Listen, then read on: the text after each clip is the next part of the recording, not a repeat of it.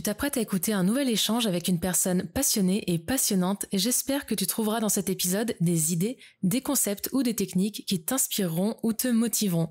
Tu pourras retrouver les notes de cet épisode ainsi que les liens vers les ressources citées au cours de l'échange en cliquant sur le premier lien dans la description de l'épisode. Pour encourager et soutenir la production de ce podcast, je t'invite à mettre 5 étoiles ou un like sur la plateforme sur laquelle tu l'écoutes. Merci beaucoup à toi. Et sans plus attendre, c'est parti pour l'épisode. Hello et bienvenue dans ce nouvel épisode du podcast Upgrade. Aujourd'hui, j'ai le plaisir d'accueillir Julien. Julien, bonjour et merci beaucoup d'être là aujourd'hui avec nous. Salut Aimé, merci pour l'invitation surtout. C'est un grand plaisir. Julien, je vais te présenter rapidement avec les quelques faits que je connais de toi. J'en connais pas beaucoup, mais je vais faire de mon mieux. Donc, tu as 26 ans. À l'heure actuelle, tu es en France, du côté d'Aix, vers Annecy. Donc, c'est Aix-les-Bains, c'est ça. Je confonds toujours Aix-en-Provence, Aix-les-Bains, mais c'est Aix-les-Bains. Et tu es coach sportif, spécialisé pour les hommes maigres. Tu aides en fait les hommes maigres à prendre de la masse musculaire, à se muscler tout simplement, malgré leur génétique qui est un petit peu difficile pour démarrer. Et tu as fondé la Tribu des Spartiates, donc c'est ton programme d'accompagnement. Ça fait un petit moment déjà, ça fait depuis 2019, si je me trompe pas. C'est ça? Yes, exactement. Après, depuis, Voilà. il y a pas mal de changements, on aura l'occasion d'en discuter. Aujourd'hui, je suis plus coach, non plus coach en ligne, mais vraiment coach en présentiel avec un gros changement de trajectoire. On aura l'occasion d'en discuter. Gros changement. Bah justement, on va en discuter dès maintenant parce que c'est tout ce que je sais de toi pour l'instant. Donc justement, moi, je te connais en tant que coach en ligne. Quand on s'est rencontrés, c'est ce que tu faisais comme activité. Et là, du coup, très récemment, donc, t'as changé de voie. Donc, on va en parler. Déjà, comment tu as eu l'idée de commencer ton service de coaching en ligne? Qu'est-ce qui t'a motivé à la base? Déjà, moi, je sors d'un DUT génie civil dans le bâtiment pour venir aux prémices de l'entrepreneuriat. Et à la base, j'avais pas du tout en tête d'être entrepreneur. Et je pense qu'on n'est pas directement, à part si on a une famille d'entrepreneurs, boum, je vais devenir entrepreneur. Non, je pense qu'on le devient au fur et à mesure par les expériences qu'on a. Et il s'avère que ces études-là me plaisaient pas du tout. Du coup, ton cerveau se met un petit peu en mode réflexion. Qu'est-ce que je peux faire? Et moi, ça faisait déjà quelques années, peut-être 4-5 ans que je faisais de la musculation. Alors, je pensais pas du tout en faire un métier, encore une fois, quand j'ai commencé ça. Mais du coup, ton cerveau se met en mode réflexion. On s'est dit, OK, qu'est-ce que je peux faire? Qu'est-ce que je peux monétiser? Qu'est-ce que j'aimerais faire? Un peu le principe de l'ikigai, sans même que je sache ce concept-là à l'époque. Et du coup, je passe un diplôme de coach sportif. Un BPGEP, c'est un diplôme d'État, donc assez simple à mettre en place. Moi, je sortais de 2 ans de diplôme universitaire. J'avais pas du tout envie de revenir à quelque chose, des études longues. Je pense pas que j'étais fait pour ça.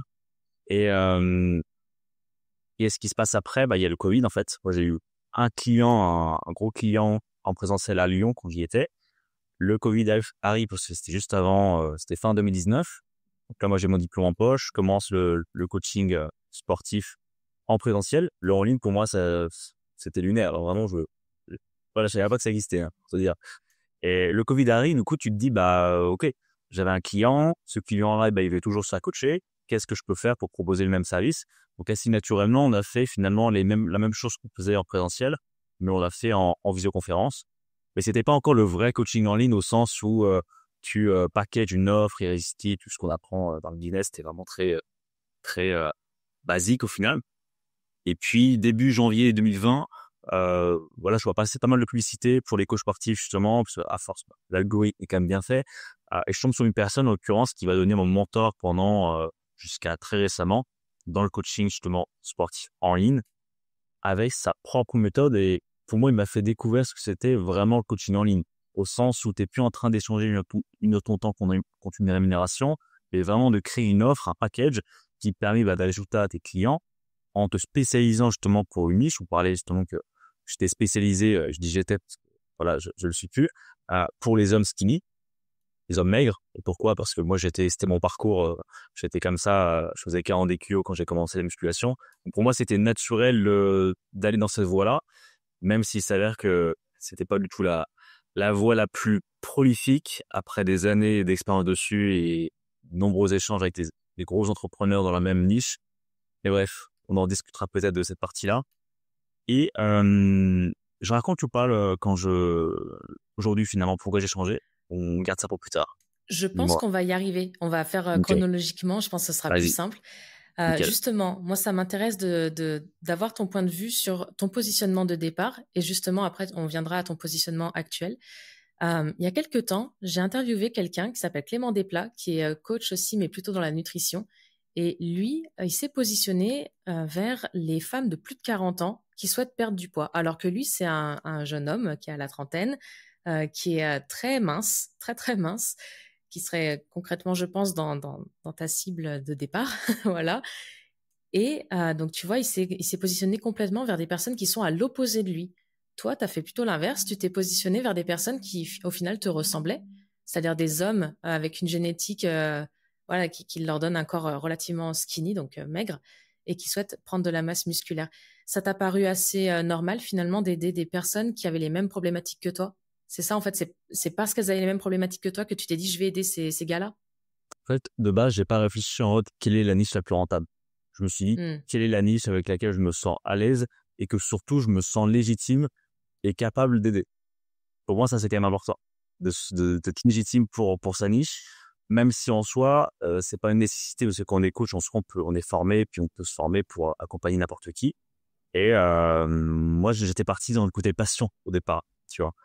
Maintenant ça a été une bonne chose, mais il s'avère que cette niche-là était pas la plus rentable, la plus lucrative.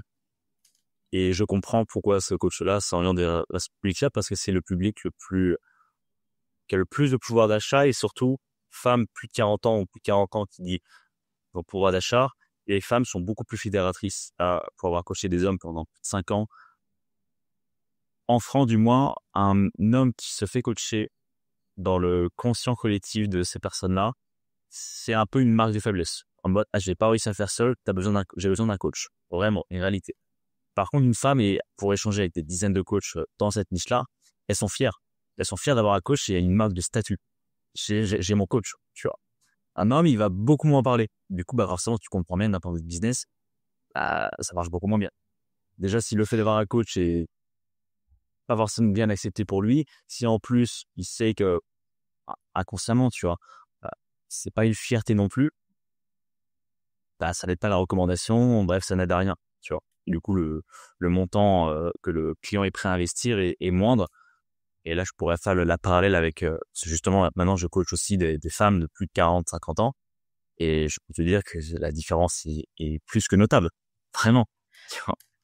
J'avais jamais vu ça sous cet angle-là. Franchement, c'est vrai que je vois passer beaucoup de personnes de la communauté du fitness. J'ai travaillé aussi avec des entrepreneurs du fitness qui sont relativement connus dans le milieu et ils ont plein de gars qui les suivent, tout ça, mais c'est plutôt des gars assez, déjà pas massifs, mais soit c'est des personnes qui veulent perdre du poids, soit c'est des personnes avec un physique tout à fait standard, tu vois, assez basique, qui veulent prendre de la masse musculaire. Et c'est vrai que ces gars-là, j'ai l'impression que ils l'appellent d'ailleurs leur armée. Tu vois, ils s'appellent colonel et général entre eux, tout ça, genre, ça fait vraiment groupe de bonhommes et tout, machin. Mais j'avais jamais pensé à ça sous cet angle que tu viens d'exposer, au fait qu'effectivement, les hommes, quand ils se font coacher, ils le disent pas forcément, alors que effectivement, une femme qui se fait coacher, tu viens de le dire, quand elle dit oui, j'ai mon coach, c'est vrai que ça fait un petit peu, c'est un statut, effectivement. C'est surtout quand le coach est masculin. En plus.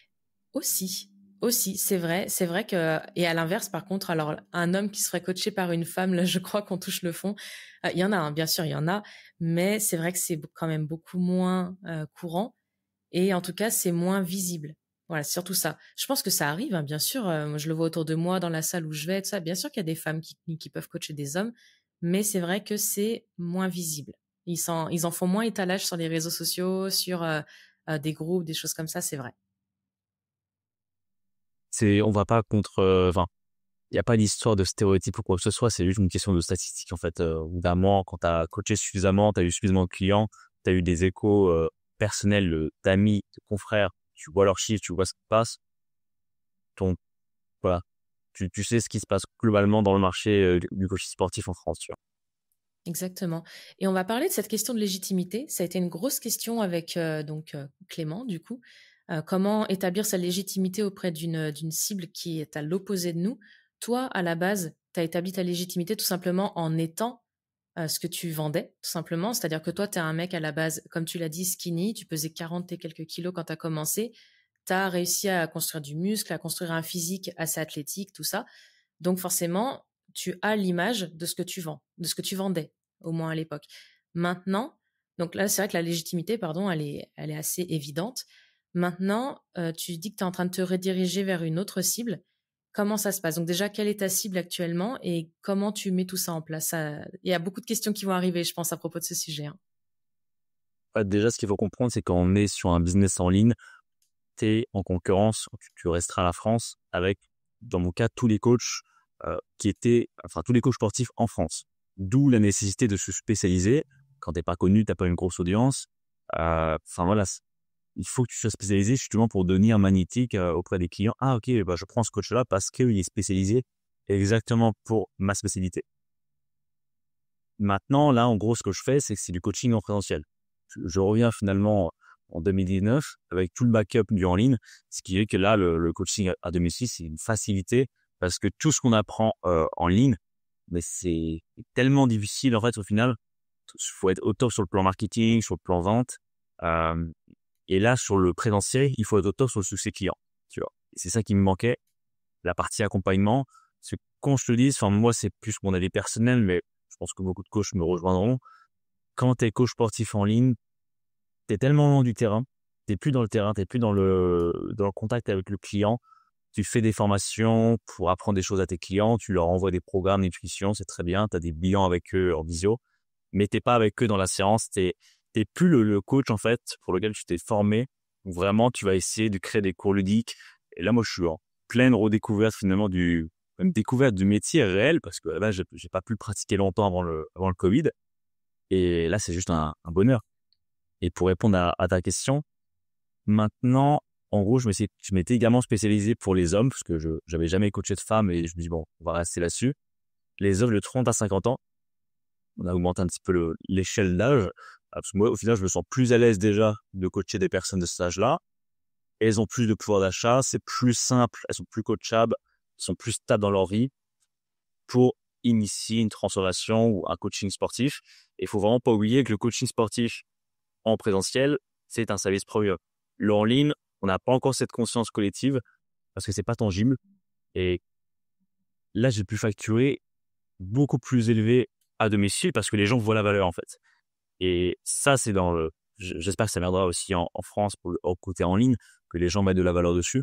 Mais vraiment, le présentiel, c'est dans dans les mœurs, ça a une valeur. Directement, quand moi j'ai fait mon package, j'ai un peu pris les backups du coaching en ligne avec une offre sur 3 mois, irrésistible, etc. Directement, la cliente, en l'occurrence, a fait le calcul pour diviser ça par séance, pour dire, OK, pour se représenter ce que ça valait, alors que c'est un package. Toi, c'est pas à la séance au final. Tu as aussi un suivi en ligne et plein de choses. Mais toi, c'était déjà ancré. Tu avais eu des coachs avant. Et du coup, c'était OK pour elle. Tu vois. Et en fait, le tarif n'était même pas une question. Euh, certes, elles étaient aisées, mais dans le sens où ils connaissent déjà la valeur. Ils savent qu'en fait, là, en l'occurrence, ça va être 12 séances pendant 12 semaines. Euh, c'est un tarif qui est quand même relativement élevé. On est quasiment sur un tarif suisse, pour être honnête. Enfin, j'ai pu me mettre assez élevé directement dans la région. Alors pourtant, j'ai bien démarré. Et oui, il n'y a pas de grosse concurrence également sur Aix-les-Bains. Et bref, par rapport à ça, donc là, aujourd'hui, j'ai ouvert un petit peu le champ des possibles parce que justement, quand tu es en ligne, tu vas te spécialiser parce que tu as accès à des millions de personnes potentielles. Quand tu es en présentiel, je me suis vite rendu compte que ça peut vite te fermer les portes.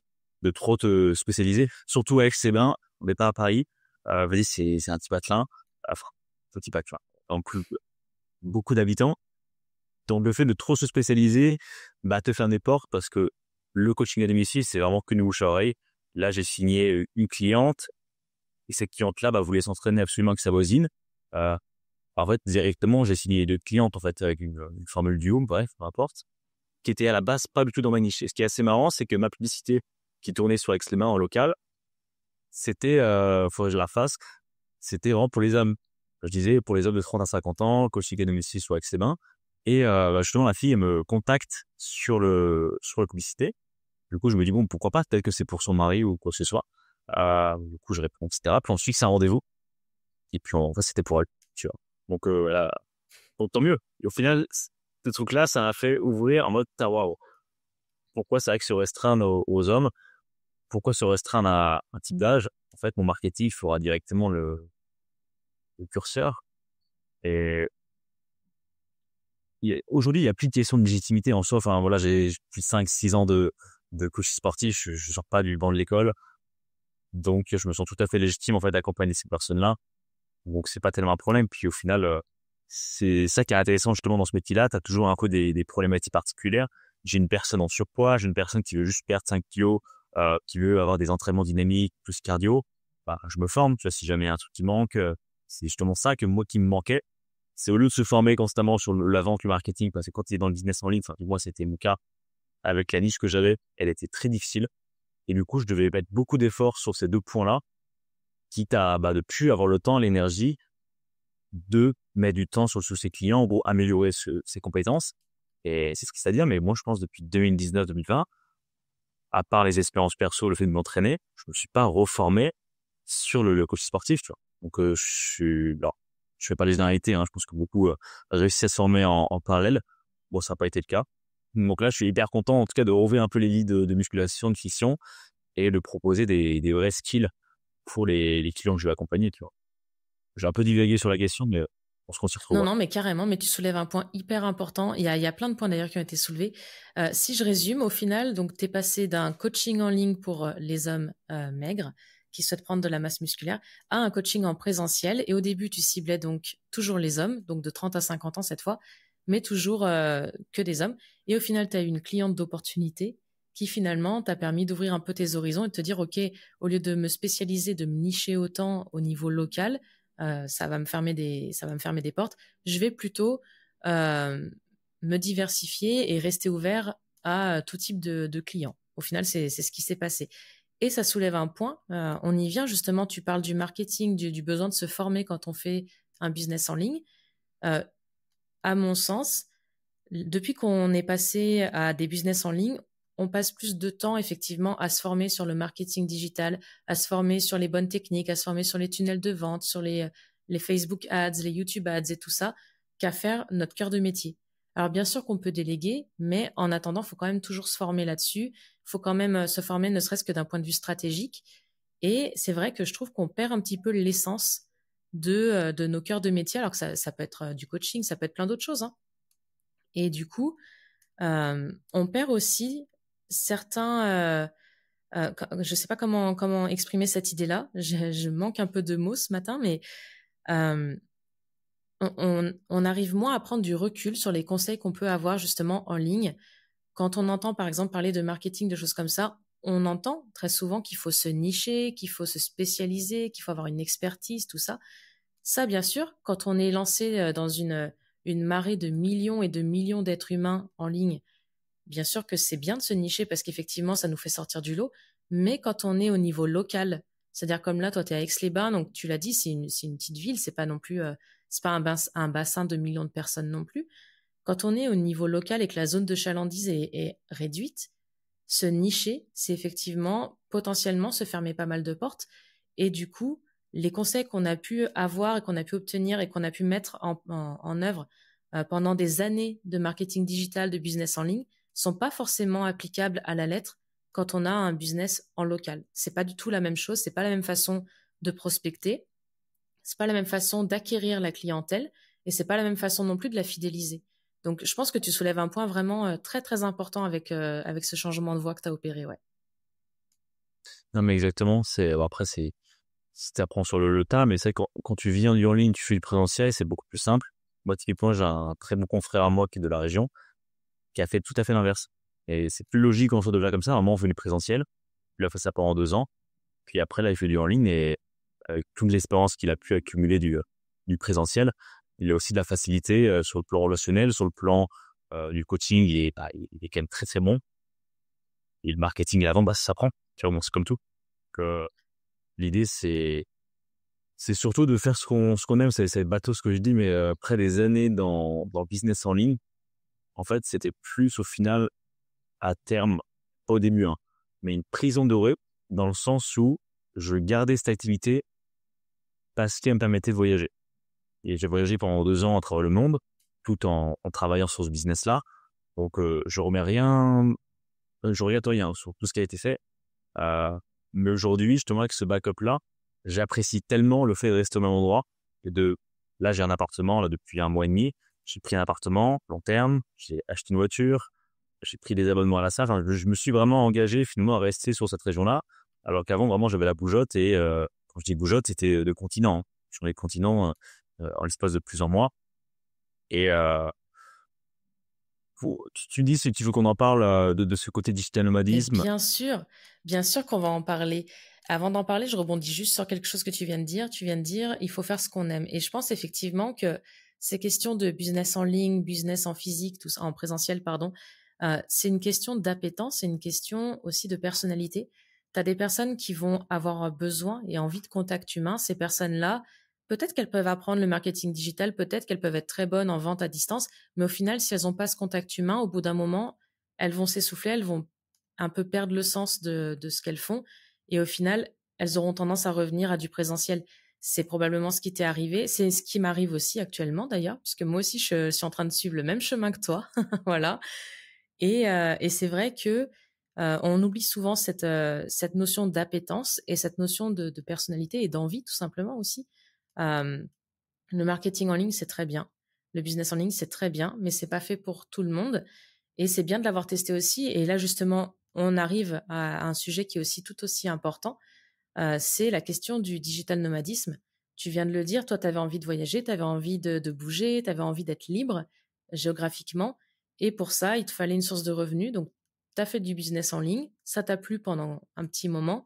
Et maintenant, tu es en train de te recentrer sur une région en particulier. Comment ça se, comment ça s'est passé tout ça dans ta tête? Qu'est-ce qui s'est passé? Quelle a été ta réflexion à ce sujet-là? Déjà, en gros, le business en ligne 2019-2020, au bout de 6 mois, je commence à en vivre. Et à un moment donné, je me dis, OK, je vis de mon business en ligne. Je suis encore chez mes parents à cette époque-là. Je me dis, bah, c'est con, tu vois, tu bosses en ligne, pourquoi tu restes au même endroit?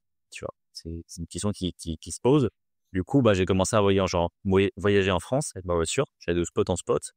Moi, il faut savoir que j'adore la France, hein. J'adore les paysages et ce qui m'a fait justement bouger, c'est l'envie de découvrir autre chose, un peu de dépaysement et, euh, et également de rencontrer des entrepreneurs. Sur l'occurrence, en France, c'est parfois assez compliqué, pas impossible, honnêtement. Aujourd'hui, je suis beaucoup plus ouvert sur plein de choses. Et ensuite, je suis parti finalement donc avec un ami qui était aussi un coach sportif, qui était pareil dans la même situation que moi, business en ligne, et qui lui était en Suisse et bah, il se faisait chier. Voilà, il bossait en ligne, mais comme moi, il se disait pourquoi je reste là. En fait, on pourrait partir, mais bon, partir à l'étranger quand tu l'as jamais fait, ça fait un petit peu peur, tu vois. Du coup, on l'a fait ensemble. On est parti très très loin. On est parti au Mexique en 2022, juillet-août. Ça a été incroyable. On a rencontré plein d'entrepreneurs là-bas qui nous ont ensuite, qu'on a suivis dans différents pays, même continents, et que je suis encore en contact aujourd'hui avec eux. Littéralement, aujourd'hui, j'ai des amis entrepreneurs dans tous les continents du monde. Donc, c'est assez incroyable avec les fuseaux horaires. C'est toujours un peu compliqué pour se contacter. Et c'est assez marrant. Et ça devient notre quotidien à certains moments. Je parle de ça parce que justement, c'est ce qui me fait venir aussi à pourquoi je suis revenu à quelque chose de plus terre à terre. C'est qu'en fait, tu deviens complètement hors des réalités. Donc, c'est pas en soi un problème, tant que c'est pas un problème pour toi. Mais au final, à force de voyager, donc c'était génial. Moi, j'ai fait Mexique, Colombie. Ensuite, on s'est rencontrés à Dubaï. Je crois que c'était 2023, l'année dernière. Mhm, c'est Après, j'ai ça. fait Bulgarie, l'Asie, donc avec Bangkok, plusieurs fois, puis Bali. Et puis, c'est vraiment sur la fin de ce périple-là. Moi, je m'étais toujours dit que j'avais envie de faire l'Asie. Parce que je suis revenu 3 fois en Colombie, hein, pour la petite histoire. Parce que j'ai pas fait tant de pays que ça, au final, sur 2 ans. Et je m'étais toujours dit que quand je ferais l'Asie, OK, j'aurais vu un petit peu l'envers du décor du monde. Il y a encore plein de choses à découvrir. Mais tu as déjà un prisme qui est beaucoup plus ouvert. Quand tu es pays, bah, tu penses certaines choses. Tu es au final très fermé sur plein de choses parce que tu penses que bah, là, ce qui se passe en France, c'est la réalité pour le monde entier. Loin de là. Et quand tu voyages, ça, je conseille à tout le monde de quand même voyager. Je veux pas dire qu'il faut pas voyager, bien au contraire. Et je te au moins expliquer pourquoi, à un certain moment, on peut ressentir le besoin de se poser en ayant eu avant tellement voyagé qu'en fait, tellement été instable sur le plan géographique, sur le plan également émotionnel, parce que tu changes de relation, amicale, amoureux, tu peux rien créer de solide. à part éventuellement les relations amicales, mais pareil, moi, je rejoignais des amis, souvent, on changeait de destination pour rejoindre des amis, c'était aussi une question de visa. Parce que voilà, tous les 2-3 mois, il fallait changer. Et moi, quasiment tous les voyages que j'ai faits, et mes amis pareil, on se rejoignait toujours dans des pays. Ah, ok, t'es à tel endroit, de telle date à telle date. Vas-y, on se rejoint, on fait ça. Et c'est ça qui a aussi apporté du sens au lieu de la destination, parce que moi, mon business en ligne, que je le fasse, enfin, à part, faut qu'il y ait une connexion Internet, mais en Afrique ou en Asie ou au Canada, ça va rien changer. Les flux horaires pour moi, et pour les clients, ça va rien changer. Il faut réussir à trouver un petit fil d'Ariane. Au début, moi, je me souviens, j'avais pas du tout, à la fin du Covid, je pense qu'on avait tous envie de voyager, de bouger, de changer d'air. Et j'étais début entrepreneur, je pense que c'était, il n'y a pas de bonnes choses à faire, c'est que je ressentais le besoin de le faire. Au final, c'est plus ça. Du coup, je l'ai fait. Il n'y a pas de regret. J'ai profité pendant 2 ans. Puis à un certain moment, c'est une question de cycle, hein, aussi dans la vie. Il y a des choses qu'on aime faire à un moment donné, au bout d'un moment, on a envie de faire autre chose. Et au final, je crois que c'était le déclic, comme je me suis retrouvé à Bali, justement, quand on avait fait le dernier podcast ensemble.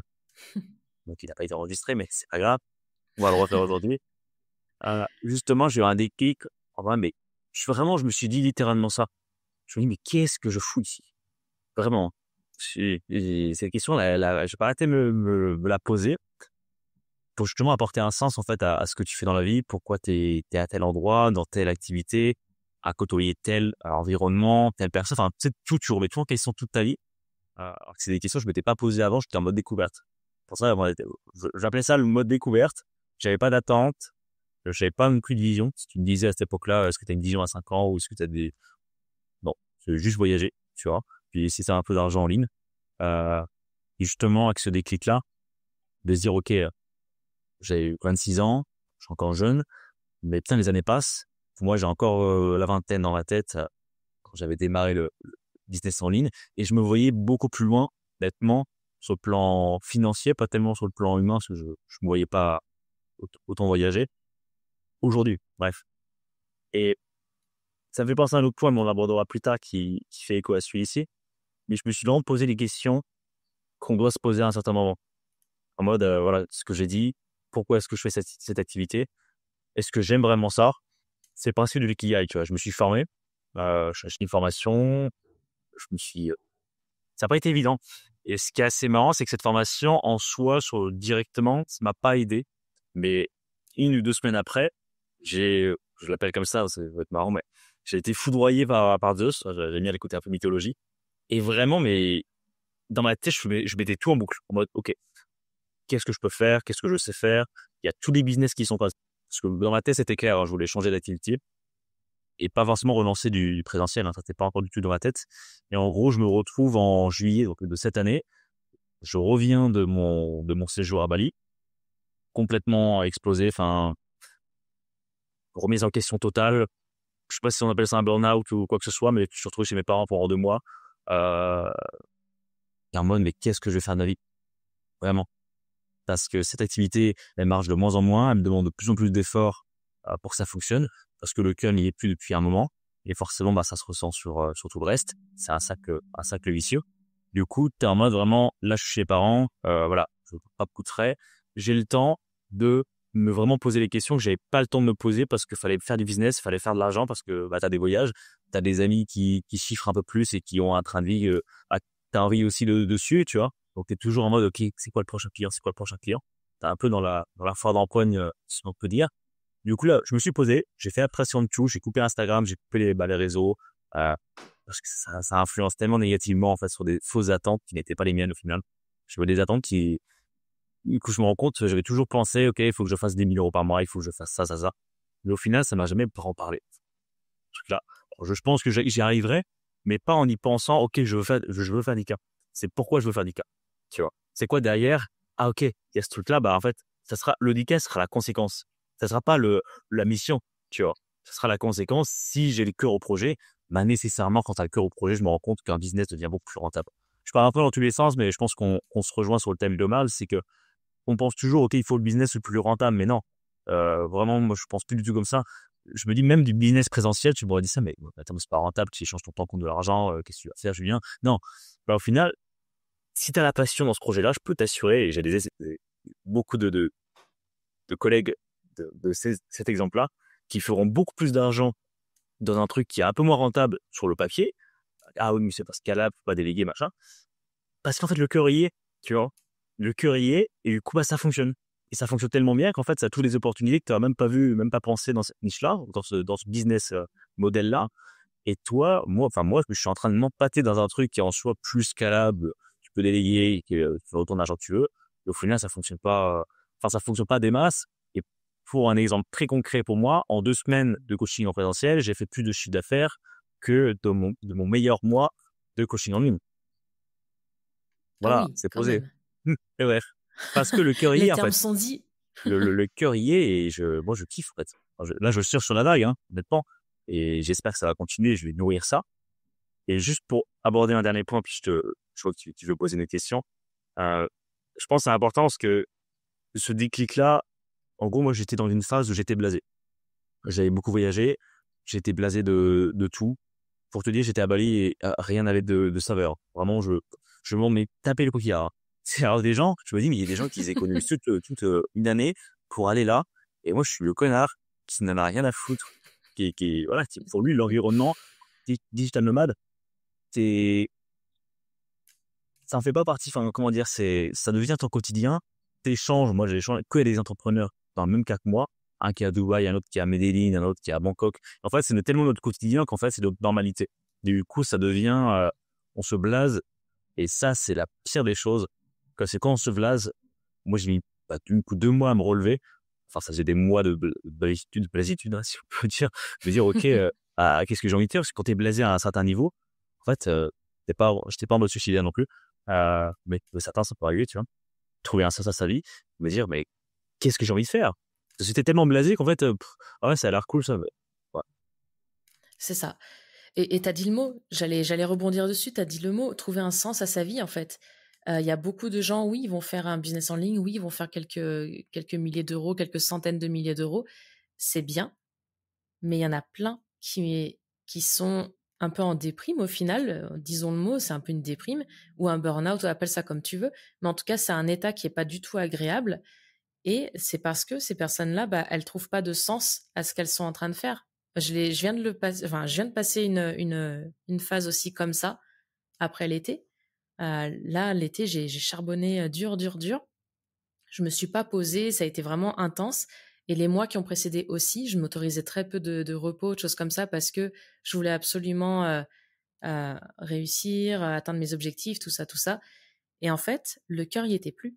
Je te rejoins complètement, le cœur y était plus. Et quand l'été a été fini, j'ai dit à ma compagne, écoute, il me faut un break, un vrai break, où je ne fais plus rien. C'est-à-dire que là, je prends, alors moi, c'était pas 2 mois parce que je pouvais pas me permettre 2 mois, mais c'était une semaine en l'occurrence, où littéralement, j'ai rien fait de mes journées. C'est-à-dire que, enfin, rien fait d'important en tout cas de mes journées. J'ai joué à des jeux vidéo, j'ai regardé des séries, j'ai été au sport, j'ai parlé avec des gens, genre des potes et tout. Et c'est tout. Rien de business. Tout ça pour au final prendre des décisions qui sont un peu les mêmes que toi, au final, un peu les mêmes que les tiennes. Puisque moi aussi, j'ai arrêté pas mal de choses de business en ligne pour me reconcentrer sur des choses plus en présentiel. Et je te rejoins complètement, c'est vraiment une quête de sens et aussi, en tout cas pour ma part, et peut-être toi aussi, puisque tu l'as mentionné avant, peut-être une quête de contact humain. Tu mentionnais tout à l'heure tes amis. Tu disais, bah moi j'ai rencontré des gens, des entrepreneurs, tout ça, et au final on allait de pays en pays pour rejoindre telle ou telle personne, et ça donnait un petit peu une direction, ça donnait un petit peu un sens à nos voyages. Et c'est vrai, quand on voyage, tu l'as mentionné également, on, on est émotionnellement challengé. Parce qu'effectivement, on rencontre des gens, on s'attache pas trop parce que bah, on sait qu'on va peut-être pas forcément être très proche dans les années à venir, mais on s'attache un petit peu quand même au final. Quand on les quitte, bah, ça reste un petit déchirement, alors à plus ou moins grande échelle, bien sûr, mais ça reste un changement affectif. Et on recommence derrière, et on recommence, et on recommence, et on recommence. Et pendant ce temps-là, les personnes qui font partie de nos racines dans notre pays d'origine, qui est notre beau pays qu'est la France, magnifique pays qu'on adore, et ben ces gens-là, eux, ils continuent à vivre leur vie. Ils ont aucune conscience, aucune connaissance de toi, ce que tu es en train de vivre, même si vous gardez contact, même si il y a des visios, des trucs comme ça. C'est pas pareil que de vivre l'expérience avec la personne. Vraiment. Moi, je le vois quand mes proches viennent me voir quand je suis dans des pays étrangers. C'est pas du tout pareil que quand ces personnes, je leur raconte mon quotidien. Parce qu'elles voient, du coup, elles voient le quotidien, elles voient comment ça se passe, elles voient les petits détails du quotidien et ça change tout. Et ça rapproche. Mais quand on est à l'étranger, effectivement, ces personnes-là qui font partie de nos racines et qui nous voient pas forcément dans notre pays étranger, elles vivent leur vie. Donc, elles continuent, elles font leur petit chemin, tout ça. Et toi, tu arrives de toutes tes expériences, de tous tes pays, de tous tes voyages. Et il y a un espèce de petit décalage aussi, parfois. Pas tout le temps, mais il y a ce petit décalage. Et plus les années passent, et plus on le ressent fort, je trouve. Moi, j'ai eu quelques années plus que toi. Et il y a quelques années, quand j'avais ton âge, attention, parole de vieille, là. Mais quand j'avais ton âge, je le ressentais déjà un petit peu. Je vivais en Australie à l'époque. Et je ressentais ce décalage. Et c'est ce qui m'avait fait rentrer en France. Et maintenant, donc quelques années plus tard, ça n'a pas changé. C'est toujours la même chose. J'adore être en France parce que j'ai besoin de cette connexion. J'ai besoin de voir mes amis. J'ai besoin de passer du temps avec. C'est-à-dire le temps, on n'y pense pas souvent. On pense à l'argent. Mais le temps qu'on passe avec les personnes qu'on aime, franchement, ça n'a pas de prix. Je sais, c'est bateau dit comme ça, mais ça n'a pas de prix. Le temps qu'on passe avec notre famille, quand on a la chance d'être proche de sa famille, ça n'a pas de prix aussi. Et effectivement, quand on arrive en plus à trouver une activité où le cœur y est, même si sur le papier ça fait moins d'argent qu'un business en ligne, au final on s'y retrouve. Je trouve qu'on s'y retrouve parce que parfois on fait même plus d'argent comme tu viens de le dire, ça peut arriver, et parfois on en fait peut-être un peu moins, mais par contre on a un équilibre de vie qui est meilleur, je trouve. C'est possible, en tout cas c'est pas le cas pour tout le monde, mais en tout cas ça a été le cas pour moi, ça semble être le cas pour toi aussi, et au final je pense que tu es plus épanoui maintenant qu'il y a un an, par exemple. 100%. 100%. Et justement, pour revenir sur ce truc-là, parce que moi, je me mets à la place peut-être des personnes qui traversent un peu la même chose, qui te tâtent, en fait, ne savent pas s'ils sont dans l'endroit. Parce que c'est une phase qui est un petit peu, entre guillemets, dégueulasse, parce que tu sais pas si il faut forcer encore un peu plus. Tu vois, l'image du diamant où c'était en train de creuser, où justement, est-ce qu'il faut creuser un petit peu plus? Et c'est dur, mais bon, voilà, on y va. Sauf que quand ça fait des années, tu es en train de forcer que ce diamant-là, tu le trouves toujours pas, tu te poses comme des questions. Donc, en fait, c'est soit tu dis, OK, je continue à forcer, mais c'est vrai que c'est une multitude de signes. Moi, je commence à être très penché là-dessus, enfin, depuis un moment, mais de plus en plus, parce que je me rends compte vraiment que, on va parler peut-être pas d'univers et tout, mais vraiment, quand on fait attention aux signes, en général, la voie est toute tracée. Et moi, depuis que je suis ces signes-là, ma vie glisse d'une puissance. Quand je dis glisse, c'est léger. En fait, c'est genre, tout est facile. Tu vois, me faire des connexions, des amis, me trouver des clients, mettre en place les choses. Tout glisse, en fait, comme si je sais pas, c'était là où je devais être, tu vois. Et quand tu es dans le monde comme ça, tu te dis, mais c'est très compliqué en fait, je pars un peu dans tous les sens, il y a beaucoup de choses qui s'entremêlent. C'est qu'en fait, revenir à une vie simple, en fait. Parce que quand tu voyages comme ça, tu es en dehors des réalités.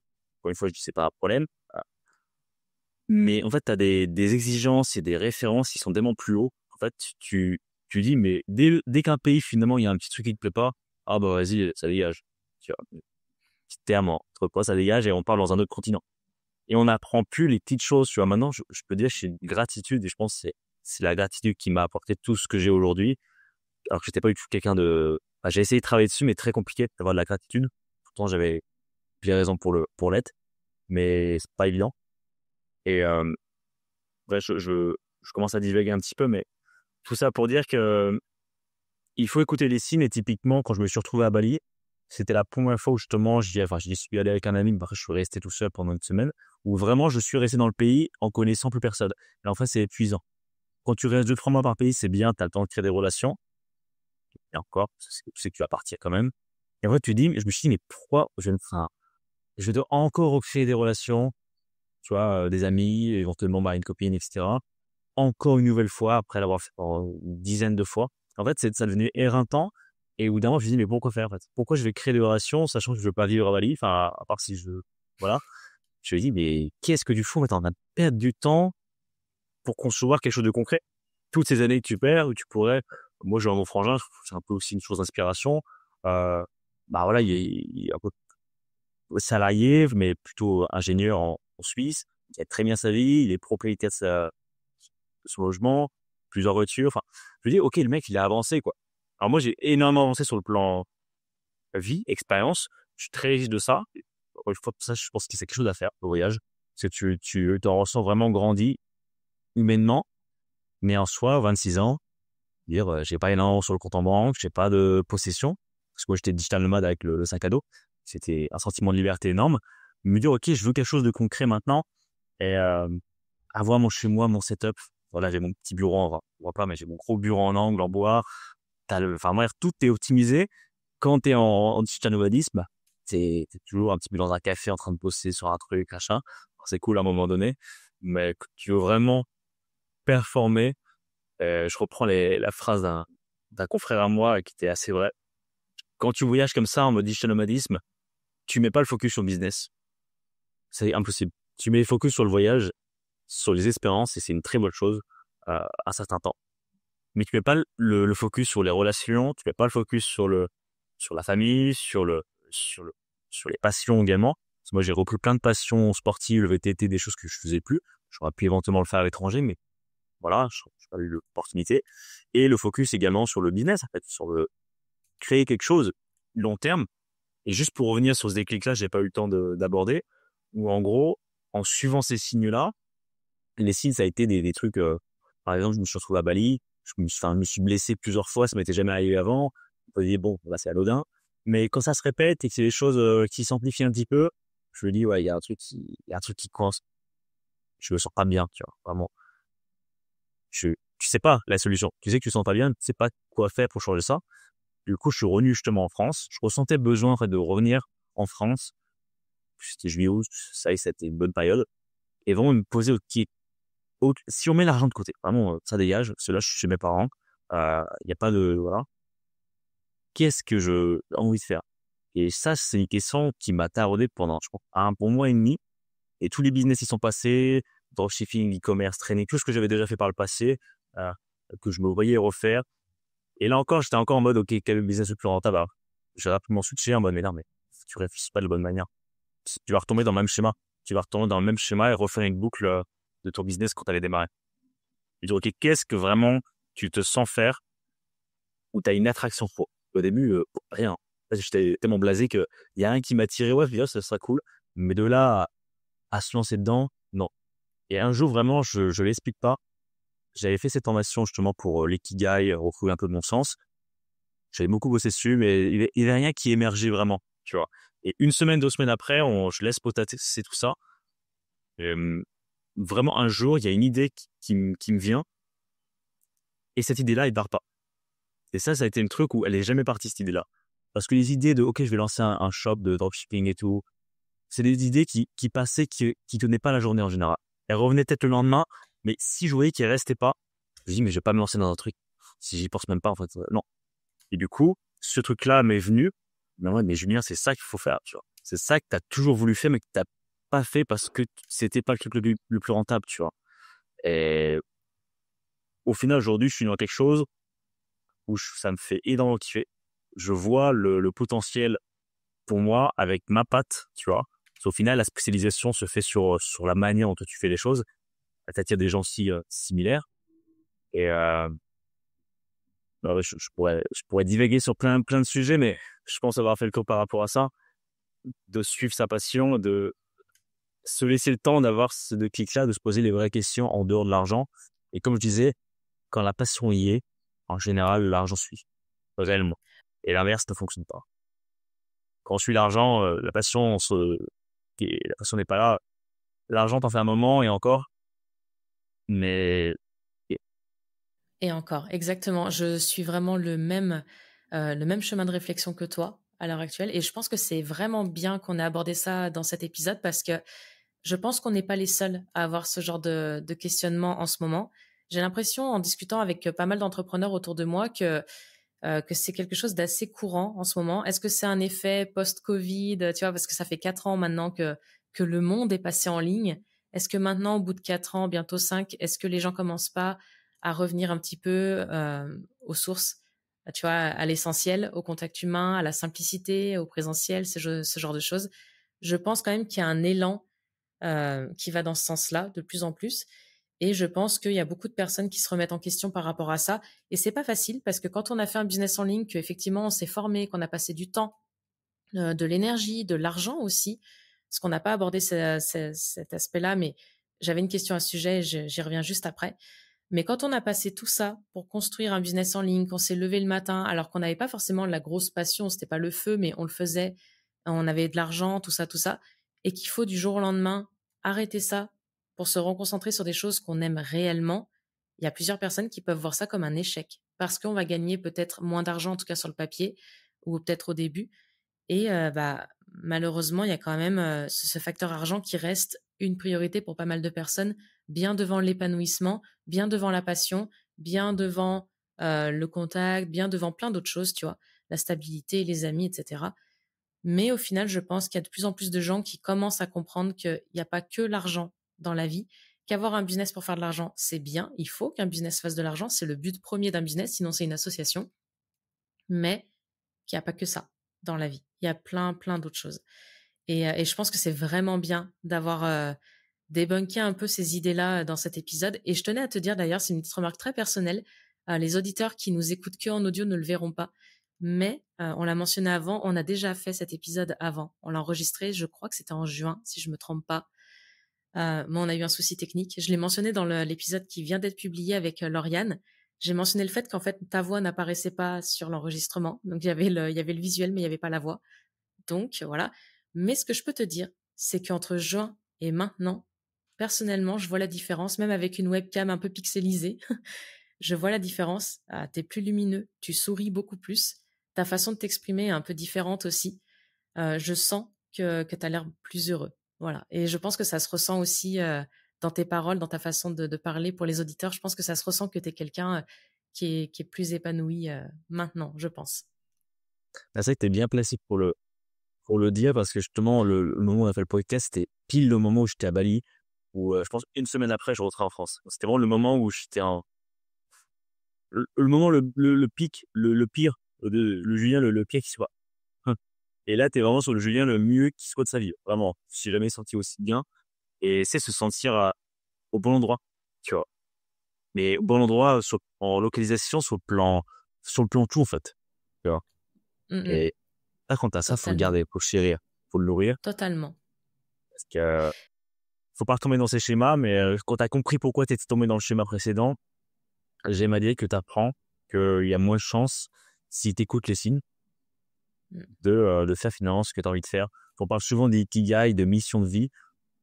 Mission de vie en mode, ouais, c'est mon cœur de bataille. C'est tout vrai, ça va toujours un peu pareil, fumeux, ouais, mon cœur de bataille, c'est d'aider les hommes maigres.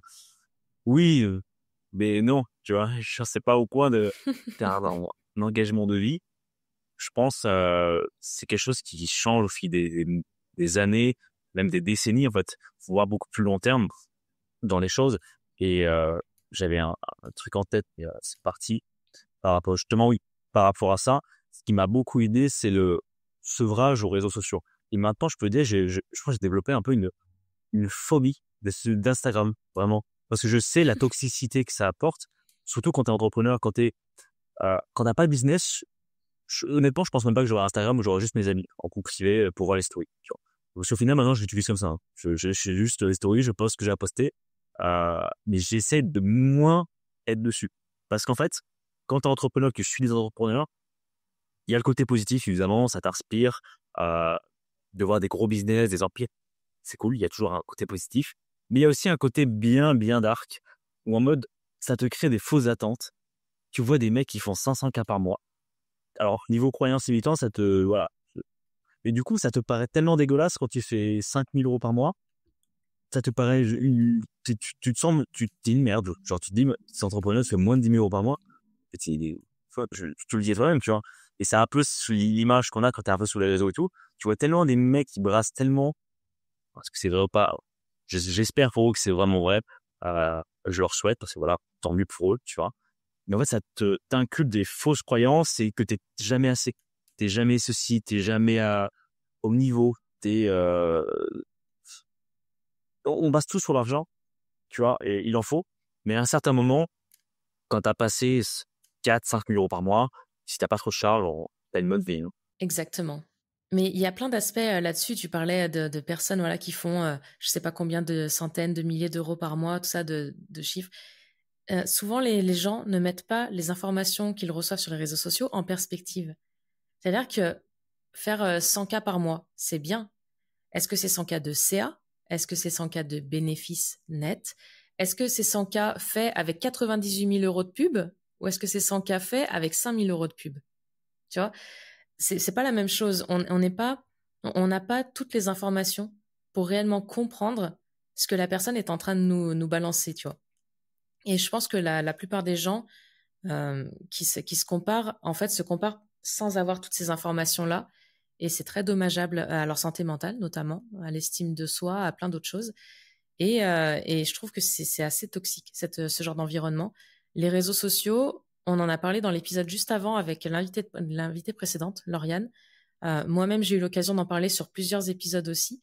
Et c'est toujours la même chose qui revient, c'est quand effectivement, on a tendance à plus s'en éloigner quand on veut éviter ce genre de comparaison, de choses comme ça. Et s'en éloigner a des conséquences positives pour absolument tout le monde avec qui j'en ai parlé.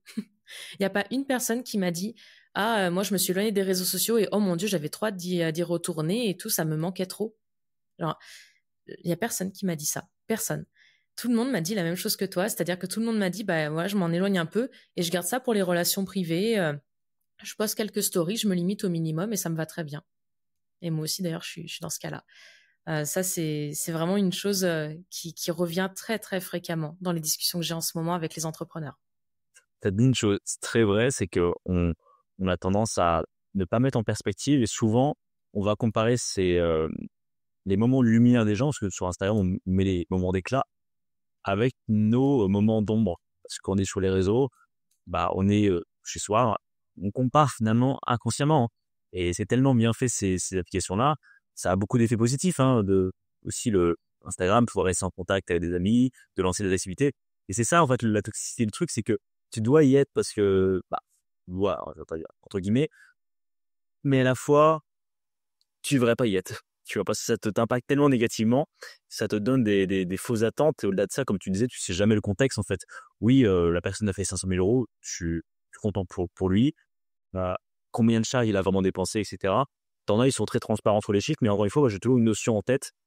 Je me dis, mais ok, en fait, toutes ces personnes-là qui ont quelque chose à vendre ont tout intérêt à dire que ça fonctionne, ont tout intérêt à dire il faut se former en ligne, euh, ils ont tout intérêt à te faire comprendre que t'es pas assez. Et moi, je suis beaucoup d'entrepreneurs et dès que je ressens où le gars, en fait, il te montre sa vie de rêve, qui en soi est sa vie de rêve à lui, en fait, tu projettes, ah, mais moi, je suis pas là. Puis, ah, du coup, bah, je suis moins bien. Ah, du coup, mais il faut que j'ai ça, tu vois.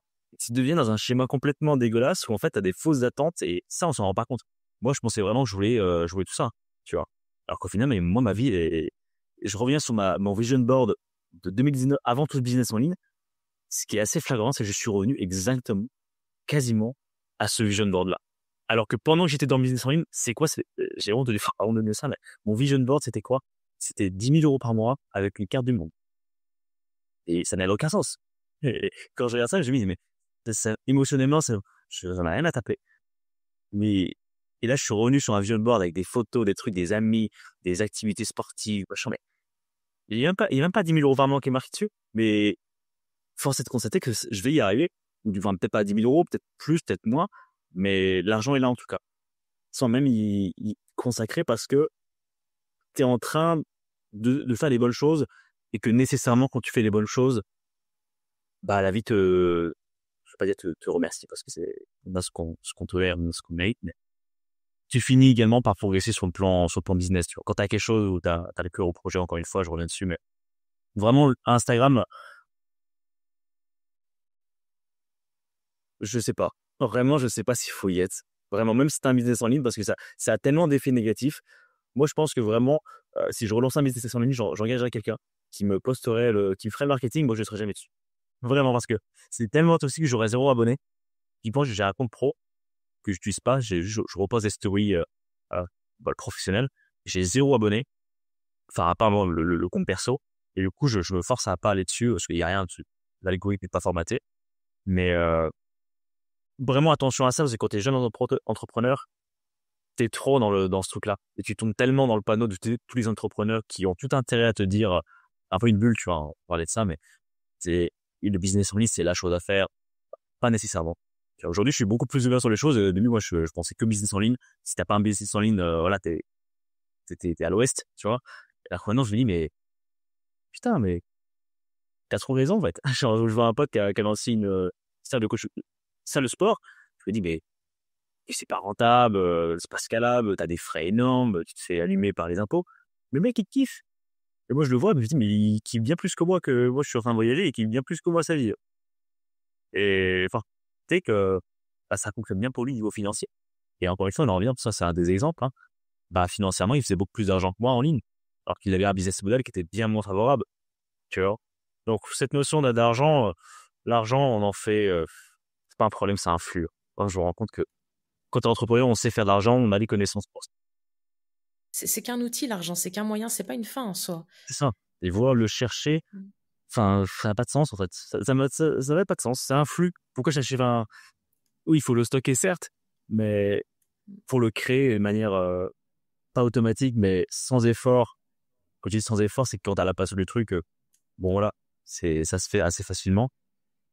Il faut pas chercher forcément midi et 14h, tu vois, le truc, le business, prendre la Mm. formation de Yomi Denzel parce que machin, il y a beaucoup d'argent à faire dans le dropshipping. Bah oui, il a tout intérêt à dire ça. Ils vont une formation. Ça, c'est toujours le conflit d'intérêt. Et moi, je suis beaucoup plus sage, quand même, depuis un moment maintenant, mais de qui est-ce que tu écoutes et pourquoi il te dit ça? Quel intérêt lui, il a à te dire ça? Et du coup, tu peux vérifier très Exactement. simplement l'information. Mais en fait, peut-être que c'est vrai, peut-être qu'il a raison, mais il est biaisé. Donc, moi, enfin, tu vois, prends des Ouais. mesures. Alors, je te rejoins totalement. Moi, c'est quand je vois des pubs, notamment. D'ailleurs, j'avais une petite question à ce sujet-là juste après, très rapidement, mais deux petites réflexions que je me suis faites ces derniers mois, voire années. Quand je vois une pub, notamment pour des personnes qui vendent des formations, notamment en immobilier ou en crypto ou ce genre de choses. Bourse, crypto, immobilier, toutes ces choses-là. C'est vendu comme des sources de revenus relativement passifs. C'est-à-dire que les gens nous disent, par exemple, dans des pubs, oui, moi, j'ai je sais pas combien de millions d'euros de patrimoine et j'ai 25 cas de rente par mois qui tombent, blablabla, sans rien faire. Très bien. Dans ce cas-là, pourquoi tu nous vends une formation pour faire pareil que toi? Si tu as déjà un revenu passif, si tu as déjà quelque chose qui te ramène 25, 100, 150 cas, je ne sais pas combien, parce que les chiffres sont toujours plus grands, toujours plus, quoi. Si tu as déjà tout ça, pourquoi tu te prends la tête à faire du marketing en ligne, à dépenser de la thune sur Facebook Ads ou YouTube Ads ou je ne sais pas quoi, enfin Meta et tout ça, pour nous vendre une formation?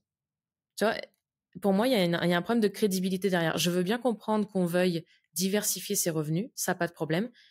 Quand, par exemple, tu as un business en physique, en présentiel, tout ça, et que tu veux diversifier avec une source de revenus plus ou moins passive, avec une formation en ligne qui reprend tes concepts fondamentaux que tu fais, par exemple, en coaching, en accompagnement, tout ça, pourquoi pas? Je peux comprendre. Par contre, quand tu vends déjà l'idée d'avoir des revenus passifs et que tu dis, bah, moi, j'ai tant de revenus passifs et je vais vous apprendre à faire pareil, non. Je suis désolée, mais c'est que tes revenus passifs, en fait, la plupart du temps, c'est les formations qui te les apportent. C'est pas l'immobilier, les cryptos ou la bourse. Ça, c'est ce qu'ils essayent de faire croire la plupart du temps. Ça, c'est la première réflexion que je me suis faite. Et la deuxième, c'est quand on suit tous les créateurs de contenu qui font des choses un peu similaires aux nôtres ou qui nous inspirent, qui nous motivent, la question à se poser, c'est est-ce qu'on veut réellement avoir la même vie qu'eux? De plus en plus sur les réseaux, notamment sur Instagram avec les stories, on arrive à voir le quotidien entre guillemets de certains entrepreneurs, certains formateurs en ligne notamment. Enfin, moi, c'est les formateurs que je suis. Toi, j'imagine que c'est les coachs en ligne, mais c'est pareil. Euh, Moi, j'ai deux formateurs que je suis depuis des années et j'adore ce qu'ils font. C'est Tony Neves et Antoine BM. J'aime bien leur personnalité, j'aime bien leur façon d'aborder les choses. Ces deux personnes, je les connais pas dans la vraie vie, mais je les respecte beaucoup. Je respecte beaucoup leur travail aussi. Mais par contre, récemment, je me suis fait la réflexion en voyant leur story que à aucun moment j'aurais envie d'avoir la vie qu'ils ont. Alors, quand tu regardes de loin, c'est-à-dire quand tu vois que le côté positif, tu vois, oui, voilà, qu'ils ont pu voyager. Tony, il a beaucoup voyagé, Antoine aussi. D'ailleurs, il est en plein tour du monde actuellement. Ça fait envie, d'accord. Mais moi, il y a deux stories qui m'ont fait relativiser il n'y a pas si longtemps que ça. Le premier, c'est Tony qui a posté une story où il était en voiture, il partait en week-end, je pensais que sa compagne, et il était sur son ordinateur, en voiture. Et très bien, tu travailles, c'est très bien. Le mec, il est sérieux. J'ai suivi des formations de lui. Elles sont très bonnes, ces formations, aucun problème. Par contre, moi, si je pars en voiture avec ma copine, c'est pas sur mon ordinateur que je passe le voyage. À aucun moment, je vais passer mon voyage à parler avec elle, à regarder le paysage, à m'émerveiller des montagnes, des trucs et tout. À aucun moment, mais à aucun moment dans ma vie, je vais me dire, ah là là, mais je rêve là d'être sur mon ordinateur à bosser sur ma prochaine formation. Jamais. Genre, mais vraiment jamais. Et pareil pour Antoine qui était dans son tour du monde à New York, qui a posté une petite photo en disant, bah, il était dans un café et il a dit, je prépare ma formation que je vais enregistrer demain dans ce café, machin. Si je suis dans un café à New York, je vais m'amuser à regarder les passants, je vais m'amuser à regarder un petit peu comment les gens sont autour de moi, je vais discuter avec des gens autour de moi. À aucun moment, je vais penser à enregistrer une formation dans un café, qui plus est bruyant, à New York. À aucun moment de ma vie, je ne penserais à enregistrer une formation dans ce type de contexte. Et eux, ils sont passionnés. Encore une fois, on en revient à la même chose. Ils aiment ça. Ils vivent pour ça. Ça fait des années qu'ils font ça. Tony, si je me trompe pas, a démarré en 2017. Et Antoine, je crois même que c'est carrément en 2012, un truc comme ça. Ils sont là depuis longtemps et ils aiment ça. Et ils sont bons dans ce qu'ils font tous les deux, dans leur manière de faire. Il n'y a aucun problème. Mais moi, quand je me suis lancée dans le business en ligne en me disant, ouais, je vais vendre des formations, tout ça, ça va être cool, j'avais envie d'aider les gens, j'avais envie de former, pas de problème.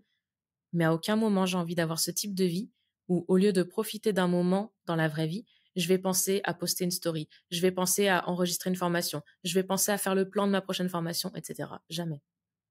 Et d'avoir ce constat-là, ça m'a vachement aidé à relativiser aussi le fait d'arrêter ce type de business en ligne. Alors, bien sûr, la formation, elle reste dispo. Bien sûr, tu vois, ce genre de choses, ça reste là. Le travail, il a été fait. C'est dommage de le jeter. Je vais pas l'enlever d'Internet. Mais par contre, est-ce que je vais faire un effort pour promouvoir ça? Pas du tout. Voilà. Et ça m'a vachement aidé à relativiser parce que, en fait, je n'ai pas envie d'avoir la vie de ces gens-là. Et ça, C'est c'est une notion important, je pense, à faire bien comme importante. réalisation. Mmh. Ouais. Parce que il faut voir bien au-delà de ce que tu disais tout à l'heure, bien au-delà des paillettes, des trucs du genre, ouais, moi, je suis sur un yacht à Dubaï, machin. Très bien. Très bien. Moi aussi, je peux être sur un yacht à Dubaï avec des potes. Ça se loue, ça coûte pas si cher que ça en vrai. Faut pas faire croire que c'est un truc de malade. Un yacht à Dubaï, c'est assez courant. Tu fais ça avec une dizaine de potes, t'en as pour 40 balles. Donc, t'en as pour 40 balles par tête. Et encore, des fois moins que ça, des fois légèrement plus si tu prends les boissons avec, tu vois. En vrai, il n'y a rien d'extravagant à ça. Et tu peux l'avoir sans passer ta vie à faire à passer 50 heures par semaine, à faire des formations, à faire des emails, à faire des reels pour Instagram, à faire des vidéos sur YouTube, à faire ci, à faire ça, et encore, et encore, et encore, et encore. Tu peux avoir tout ça sans faire toutes ces choses-là qui sont pas forcément alignées avec qui tu es, avec ce que tu veux faire réellement dans ta vie. Moi, je te rejoins parfaitement et Antoine BM, ça a été aussi un peu une source d'inspiration sur ce côté-là. Pour moi, c'était le gars qui finalement, le passionné, qui avait réussi à faire de sa passion son gagne-pain, tout en ne négligeant pas, même en étant vraiment au service. Ouais, c'est vraiment la distinction entre entrepreneur qui veut créer un empire dans lequel voilà, j'ai côtoyé des gens comme ça, qui avaient une équipe de 15-20 personnes, et des mecs comme Antoine BM, petite équipe, je pense qu'aujourd'hui il a une petite équipe, qui brasse beaucoup, mais vis-à-vis des empire entrepreneurs qui génèrent beaucoup moins, mais sur le plan perso, mais tellement plus épanoui que le gars. Après, ça dépend des aspirations de chacun. T'as des gens qui vont kiffer ça, d'autres qui vont kiffer ça, oui, c'est par phase, mais il faut vraiment trouver ce qui te convient. Parce que des fois, on a des fausses attentes, encore une fois. Il faut que je crée un empire, il faut que j'écarte personne. Et du coup, on s'enferme dans quelque chose qui n'est pas du tout notre réalité, euh, parce que, c'est ce qu'il faut faire. On a été formé comme ça, tu vois. Mais par contre, quand tu ouvres un petit peu le champ des possibles, tu dis, mais oui, il y a d'autres possibilités de mettre mes compétences au service de personnes, tu vois, en créant des formations, par exemple, comme toi de BM. Et eux, bah, si ils font des formations, lui, c'est un dinosaure. C'est qu'il adore ça. Enfin, je pense pas que il a les ressources pour faire autre chose ou il ferait autre chose si vraiment il avait plus cœur au truc et ça se verrait. Moi, on me l'a dit C'est après ça. coup des amis à moi. Bah, Julien, toi, ça se voit sur ce que tu dégages, sur les contenus que tu fais. Bah, je vais pas te le dire, mais ça se voyait que tu t'étais pas épanoui, tu vois. Et maintenant, à contrario, on dit l'inverse, tu vois. Donc, ça finit par se ressentir, hein. On est humain, on ressent des choses quand t'as un petit peu ouvert dessus, on ressent des choses à l'extérieur. Donc, ça finit toujours par va venir. Tout à fait. Ça se voit, ça se sent. Je te rejoins complètement sur Antoine. J'espère un jour d'ailleurs le recevoir sur le podcast. Et c'est vrai que je respecte énormément son travail. Vraiment, j'apprécie tout le temps ce qu'il fait. Je le suis d'ailleurs régulièrement. J'adore ses contenus, tout ça. Mais d'avoir cette réalisation-là, de dire, OK, moi, je ne veux pas forcément avoir sa vie. Lui, ça lui convient. Il est épanoui. Enfin, ça, il a l'air en tout cas épanoui. Le mec, il kiffe sa vie. Enfin, voilà, c'est très bien. Mais moi, c'est pas la vie que je kifferais avoir. Et il est très bon dans ce qu'il fait. Il m'inspire énormément. Mais pour autant, je ne vais pas faire la même chose que lui. Parce que j'ai pas envie d'avoir ce genre de vie. Et vraiment, je pense que c'est une réalisation hyper importante à faire, réellement. Euh, je voudrais revenir sur un élément qui est beaucoup plus technique, là, pour le coup. Je voulais te poser la question il y a longtemps déjà en arrière, mais c'est vrai qu'on a pas mal divagué parce que c'était intéressant. Et voilà. Tu as parlé tout à l'heure de publicité. Tu as dit que la personne qui t'avait contacté en premier, ta première cliente d'opportunité, t'avait contacté via une publicité qui était faite à la base pour les hommes. Ça, c'est une question assez basique. Tu as développé ton business en ligne, si je me trompe pas, avec enfin pas mal de contenu organique, mais aussi de la publicité. On en avait parlé quand on s'était rencontrés déjà. Tu m'avais expliqué un petit peu les publicités, euh, comment tu mettais ça en place. J'aimerais que tu nous expliques comment tu, comment tu as promu ton business en ligne à l'époque, quel était ton système à l'époque et quel est ton système maintenant. Parce que maintenant, visiblement, tu passes encore par de la publicité, mais j'imagine que c'est peut-être un peu différent vu que maintenant, c'est plus du business en ligne. Est-ce que tu peux nous détailler un petit peu ton processus de publicité et de promotion organique et publicité de l'époque versus ton processus de maintenant? Yes. Alors moi directement, ça a été publicité Facebook. J'ai pas démarré avec une audience. Et en fait, Instagram ou les réseaux sociaux n'ont jamais été vraiment une équation. À un moment donné, j'ai fait pas mal de contenu, mais ça, j'ai jamais vraiment percé sur des réseaux. Puis encore une fois, je pense que le cœur n'y était pas. Encore une fois, je faisais les choses parce qu'il fallait les faire. Et en gros, les réseaux sociaux ne m'ont jamais vraiment apporté du business. Ça a toujours été des publicités. Et après, dans le coach sportif, c'est relativement basique. Il y aura un peu tous les business en ligne fonctionnent comme ça, hein, avec un lead magnet. Là, à l'époque, c'était un e-book. Après, c'était passé sur une VSC qui vend un rendez-vous offert et on close dans le rendez-vous offert si tout convient. Donc, publicité assez classique, c'était parfois des visuels. On promettait toujours le lead magnet. Par exemple, je sais pas, une vidéo offerte ou une masterclass, on appelait ça une masterclass, prise de masse, voilà comment prendre, je sais pas, 500 grammes par semaine. C'est ça ma dernière accroche, 500 grammes par semaine sans manger plus. C'était vraiment spécialisé pour les hommes skinny, c'était réellement possible, hein. C'était pas un truc un peu plus actif, forcément, c'est une publicité, tu vois, faut attiser la curiosité. Ensuite, je récupérais l'adresse email et puis après, le gars a été invité à prendre rendez-vous avec moi, en fait. Puis de là, c'était le tunnel s'arrêter quand tu as des séquences email qui partaient, mais c'était relativement basique. Et aujourd'hui, je suis resté un peu sur le même schéma parce que du coup, moi, c'était un peu nouveau le coaching en présentiel. J'ai utilisé un petit peu les mêmes schémas que j'avais en ligne, en me spécialisant, etc., etc. Et du coup, j'ai fait un peu la même chose sans la partie magnète. En fait, j'ai pas ressenti le besoin d'avoir une magnète parce que en fait, le coach sportif à domicile, t'as pas besoin de le marketer autant parce que comme je disais tout à l'heure, c'est que c'est dans les mœurs en fait, ça a une valeur. T'as pas besoin de créer une valeur ou un truc. Le coaching à domicile pour les gens, parce que c'est un service premium qui cherchent du coaching à domicile. Pour eux, la question n'est pas est-ce que le coaching à domicile est la bonne solution. Enfin, comment dire, il n'y a pas une histoire de méthode. Est-ce que ce mec-là a la meilleure méthode? Non, c'est juste il est coach sportif à domicile. Il est là. Il est sur Excel. En fait, juste le fait d'être là, t'es déjà en place, en fait. Alors que en ligne, t'as le choix entre prendre n'importe qui. Là, le fait que je sois déjà présent, que Excel, il n'y ait pas énormément de coach, et aussi que j'ai aussi ma propre patte, parce que le client achète, investit sur la personne, où il ressent que ça va bien se passer pour le coaching. Et je reviens sur justement la femme que j'avais closée, sur une publicité qui était à la base pour les hommes. En gros, je disais, je la fais très brève, mais je suis coach sportif sur Aix-les-Bains. Je coach les hommes entre 30 et 50 ans à se remettre en forme, perdre du poids, améliorer leur endurance, etc. Réserve ton rendez-vous offert sur Aix-les-Bains. Et du coup, le gros change, et maintenant j'adore, c'est des rendez-vous en physique. Il n'y a plus de rendez-vous. Dès qu'il y a une visio, franchement, ça me fait chier. Pas peur pour en avoir tellement fait. Je sais pas, c'est des journées Zoom. Tu sais, alors, on a tous eu ça dans le business en ligne. Des Zoom Day, t'étais éclaté, t'as pas bougé de ton siège. Bref, Donc là, je me rends physiquement dans un café ou directement à domicile chez la personne. T'as une énergie qui est bien meilleure, tu vois. Et, moi, c'est quelque chose, j'étais très timide à la base. Ça, j'ai tellement eu d'appels maintenant que c'est pas, j'ai même pas tellement réfléchi à comment faire le rendez-vous. Ça s'est tellement bien passé. J'ai signé 100% des gens que j'ai eu en rendez-vous quasiment. Alors qu'avant, si j'en signais 1 sur 5, 1 sur 6, oh, bravo Julien. Donc là, c'est une facilité parce que tu as une confiance qui se crée beaucoup plus importante. Tu es là, t'es avec eux. Et puis, tu vas les coacher dans le bassin d'Aix-les-Bains. Donc, en fait, ta spécialisation, c'est déjà d'être là. En fait, paraît con, mais quand j'ai compris ça, en fait, pourquoi me spécialiser encore plus? Parce que au final, il n'y a pas tant de coachs que ça. Je serai encore une fois dans une métropole. Bah, là, il faudra peut-être une analyse concurrentielle. J'ai fait une analyse concurrentielle, limite, pour voir un peu ce qu'il y avait. Et en gros, mon système d'acquisition, bah, il y a 600 d'aujourd'hui, je fais de la publicité. Ou en gros, bah, je dis ce que je t'ai dit. Et je redirige directement vers la rue de rendez-vous. Il réserve le rendez-vous, puis bah, on a le rendez-vous. Quoi.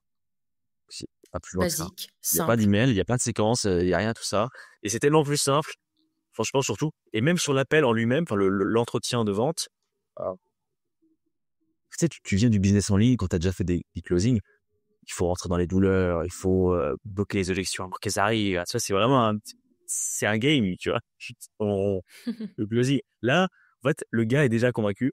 Le gars, s'il a réservé le rendez-vous, il était déjà prêt à démarrer le coaching à domicile. La solution, c'est pour ça que, en business en ligne, on dit qu'il faut avoir sa méthode. La méthode, machin, ou marketer le truc. Là, t'as pas besoin. Si tu le fais, bon, pourquoi pas, mais les gens, ils connaissent. Ok, c'est coaching à domicile, c'est bon, on démarre, t'es dispo. La première question qu'elle m'a posée la fille, c'est quand est-ce que tu es dispo? Est-ce que tu es dispo le samedi matin à telle heure? Parce que bah, justement, c'est une question aussi, parce qu'un coach, bah, il est rapidement bloqué quand les meilleurs créneaux partent vite, le samedi matin, le soir, le midi. Et donc, c'était la première question qu'elle m'a posée. Et le tarif, c'est même pas une question.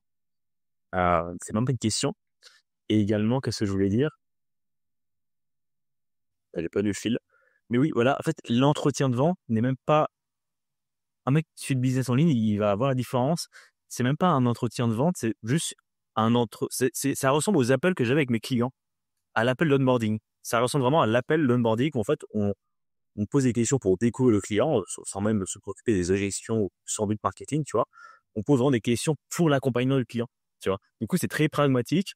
Ouais, c'est quoi tes disponibilités? Quel matos tu as chez toi? Enfin, toi, relié à la musculation, enfin, au coaching. Et le tarif, c'est vraiment optionnel. C'est OK, pas de problème. Parce qu'au final, tu as une personne en face de toi qui connaît déjà son problème, connaît déjà ses points de douleur. Elle connaît les solutions qu'il lui faut. Maintenant, elle n'a plus qu'à trouver le prestataire de cette solution, en fait. Il n'y a Donc, pas le l'éducation travail à est déjà faire. mâché. L'éducation, elle est Exactement. déjà Il n'y a faite. pas d'éducation. Donc, voilà. Je sais pas que le présentiel est mieux que le hors ligne. Il n'y a pas de mieux. Encore une fois, je pense que les gens qui sont arrivés là ont compris qu'il n'y a pas de mieux ou moins bien. C'est une question d'aspiration personnelle, tu vois. Mais de moment de vie aussi. Tu m'as dit ça au début, sans avoir vécu ce que j'ai fait avant. C'est toujours une question on ne peut pas regretter ce qu'on a fait avant parce que bah, tu serais pas là où tu es aujourd'hui. Faut vivre des moments un peu dégueulasses pour justement bah, te dire, OK, faut te confronter à ça. Parce que si tu restes toujours dans ta zone de confort, bah, tu auras des regrets. Ah, j'aurais bien aimé voyager, machin. Mais fais-le, tu vois. Fais-le. C'est à faire, C'est hein. ça, fais-le. Vraiment. Et justement, ce que tu me dis, c'est une transition parfaite vers la dernière partie de cet échange. C'est la question de l'invitée précédente, qui est donc Lauriane. Lauriane, elle est consultante et formatrice en marketing notamment. Et la question qu'elle a posée, attention, elle est bien corsée, c'est quel est l'échec que tu as besoin de vivre pour arriver là où tu as envie de te rendre? Elle est vraiment pas facile cette question. Quel est l'échec que tu as besoin de vivre pour arriver là où tu as envie de te rendre? Alors toi, c'est un peu délicat parce que tu es là où tu voulais déjà un peu te rendre. J'imagine que tu as encore d'autres aspirations, d'autres choses. Mais comment tu répondras à cette question? Justement, je trouve que pour moi, elle est très facile, cette question. Ah ouais? Alors, sauf que moi, je vois pas ça comme un échec. Tout dépend comment on interprète le mot. C'est une leçon, tu vois. Et en fait, je vois pas ça négativement parce que, et même ta question, elle est orientée comme ça, c'est que ton échec t'a amené à la situation dans laquelle tu es maintenant, qui est préférable. Donc, au final, cet échec-là, on n'échoue jamais. Enfin, c'est une leçon, en fait. À partir du moment où tu as retenu la leçon. Ou alors, tu auras encore un autre échec. Pour justement te faire comprendre la leçon. Et en général, ça augmente. c'est de pire en pire ici, tu vois. Et bref, pour répondre à ça, mon plus gros échec, que encore une fois, je ne vois pas comme un échec, ça va être le business en ligne. De m'être lancé, enfin, comment je peux formuler ça? Je dirais d'avoir, c'est un peu ce qu'on avait dit, suivi des fausses attentes, de pas m'être finalement vraiment concentré sur moi, mes aspirations personnelles. Et ça, je t'avais dit à un moment donné que mon vision board, c'est le même que j'ai aujourd'hui. Avant le business en ligne, il a quasiment pas changé de ce que j'ai maintenant. Donc, ce qui prouve bien qu'en fait, j'ai été vraiment là, preuve à l'appui pour les cartésiens. J'ai été complètement matissé. Et ça a été une bonne chose aussi. Encore une fois, c'est pas un échec parce que justement, ça m'a permis de revenir et de donner beaucoup plus de valeur à ce vision board-là, des choses que j'avais en aspiration. Et maintenant, c'est vraiment des choses que je fais. Ce vision board-là devient ma réalité parce que maintenant, il a de la valeur en ayant vécu une vie qui a vivre sur moi, qui m'intéresse, mais alors plus du tout aujourd'hui. Peut-être que j'ai 20 ans, mais vraiment, tu sais, quand tu parles au voyage, là, c'est assez récent, mais rien à taper. Non, vraiment. Ou alors, dans un autre cadre, aux vacances. Tu vas avec des Ouais, en amis ou avec ta vacances. copine. Si, mais pas en mode, ok, t'es en train de bosser dans un café à New York. Moi, je suis plus dans ce Voilà, truc. on est d'accord. C'est terminé. C'est c'est marrant parce que je suis persuadée que si je t'avais posé cette question au mois de juin, euh, ta réponse aurait été au final la même, mais avec 3 mois d'avance. Tu m'aurais dit, je pense, quelque chose comme, bah, écoute, j'ai besoin que mon business en ligne, finalement, ça marche pas comme je le veux. En tout cas, ça ne me rende pas épanouie pour me rendre compte qu'au final, il me faut autre chose. Et c'est exactement ça. Et ça, je pense, c'est une notion qui va intéresser beaucoup de monde. Enfin, moi, ça m'aurait tellement intéressé parce que je connais personne, j'ai vu aucun contenu en parler de ces choses-là. Ça, c'est pas sexy, en fait. Il n'y a pas de marketing, il n'y a pas de truc à vendre, on n'a pas de formation à vendre derrière. Et justement, ce truc-là, de la question qui m'a été posée par rapport à quel échec tu dois vivre, c'est une notion qui est très pertinente et ça prouve que la personne a un gros travail, a fait un gros travail intérieur aussi, un peu de ce que moi je suis en train de vivre. Et moi, typiquement, c'est, je pense, quelque chose, c'est qu'on est entrepreneur, on a la notion de l'objet brillant. Et c'est vraiment le truc, faut pas tomber dedans. Voilà, il faut pas que tu papillonnes dans tous les business. Et il faut vraiment rester focus. Sauf qu'à un certain moment, faut bien distinguer l'objet brillant de, je sais pas comment l'appeler, mais il faut changer en fait. Il faut changer de voie. C'est pas l'objet brillant. Au bout d'un moment, quand ça fait plusieurs années que ton activité ne décolle pas, enfin, fonctionne. C'est ça le piège, en fait. C'est le pire piège, c'est que ça fonctionne juste assez pour payer tes factures et avoir une petite vie, mais pas suffisamment pour te dire, OK, c'est bon, je suis bien, ou en mode, voilà, pas besoin d'aller toujours chercher plus. Et, et ça m'a été, c'est encore une histoire de signe, mais typiquement, j'avais suivi un séminaire, quelques mois avant, où la personne, c'était une des coachs, en fait, de la formation, de l'accompagnement, qui était thérapeute, etc. Enfin, ça me parlait de choses qui étaient, tu sais, des fois, il y a des gens qui te disent des choses, mais t'es pas encore la personne pour recevoir cet enseignement. Et c'était typiquement ça. Et aujourd'hui, ce qu'elle me dit, mais ça résonne tellement. Alors qu'à la base, je me dit, mais qu'est-ce qu'on me raconte? Mais vraiment. Et en gros, elle me disait, en analysant un petit peu ce que je disais, etc. Parce que moi, je me sentais vraiment dans le mastermind, en gros. Bon, j'étais déjà plus dans le truc. Enfin, vraiment. Du coup, je me sentais un peu, par effet de contraste, tu vois qu'il y a un problème. Tu vois qu'il y a des gens qui sont très motivés, machin, et toi, t'es là. T'as rien à ça. Et elle m'a dit quelque chose en mode, peut-être que ce que tu dois faire, ça revient un peu à la question que tu as posée, peut-être que ce que tu dois faire, c'est justement ce que tu ne veux pas faire, mais ce que tu dois faire. Alors, un truc du style. Et justement, ce mon business fonctionnait, donc j'avais pas envie de le quitter parce que c'était ma seule source de revenus. Mais en même temps, c'était la chose à quitter. Imagine le truc. C'est ton bébé que tu as créé depuis des années. Il faut le quitter, tu vois. Mais c'est dur, tu vois. Et surtout quand tu sais pas quoi démarrer, quand t'as une autre idée et que comme elle fonctionne déjà, la transition est facile, tu vois. Et là, ça résonne tellement de fou, cette chose-là. Et c'est pas évident, hein, vraiment, je pense que on a suffisamment parlé et mis suffisamment le contexte. Mais c'est un travail intérieur à faire. Et il faut le faire parce que dans tous les cas, ça toquera à ta porte un jour. Ça, c'est certain. C'est sûr. Et la personne qui a posé cette question, donc Lauriane, elle a posé cette question parce que tout l'épisode qu'on a enregistré ensemble portait sur ses échecs, justement. Donc échecs, bien sûr, au sens positif, dans le sens leçon, tout ça. comment elle s'en est relevée, quel mindset elle a adopté aussi pour se relever de tous ces échecs, comment elle voit les choses, comment elle appréhende aussi les choses dans son business avec tous les changements qui sont inéluctables. Et on en arrive à la même conclusion qu'avec toi, c'est qu'effectivement, ces échecs, entre guillemets, ils arrivent. Au bout d'un moment, ils arrivent, ils sont là, ça toque à ta porte. Et parfois, en fait, ils sont nécessaires. Ils sont essentiels même pour ta croissance, pour ton évolution, pour ton business, pour ton bien-être, pour plein de choses. Ils sont nécessaires. Et parfois, quand on a ce genre de conseils, quand on entend ce genre de conseils, on n'est pas encore là où on doit être pour être capable d'entendre ce genre de conseils et de vraiment l'intégrer. Exactement comme ce que tu viens de dire. Parfois, on n'y est pas encore, mais quelques mois ou années après, on y repense, on se dit « Ah, c'était ça en fait. » Mais honnêtement, l'univers est bien fait. Alors, sans parler de religion, de quoi que ce soit d'autre. euh, En général, vraiment, moi, je le vis. Tout le business en ligne, ça a été dur. Enfin, ça a été, tu sais, on a mis sur de lourd léger.